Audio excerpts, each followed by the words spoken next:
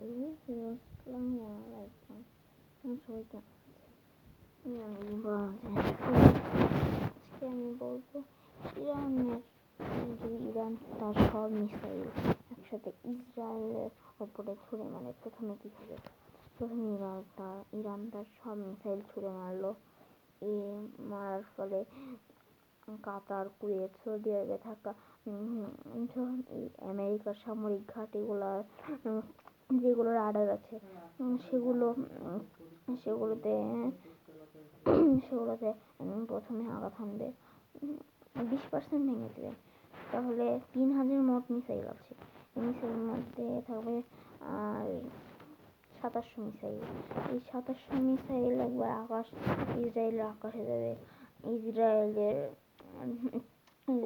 Patriot, সব iron ডোম, এগুলো সব কার্যক্রম হবে।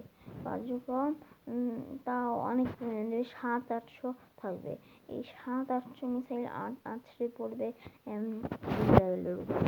এই মিসাইল যদি ইরানের শক্তিশালী মিসাইলটা দিয়ে হয় তাহলে আরো ক্ষয়ক্ষতি হবে, কত মানুষ নিহত হবে, আহত হবে।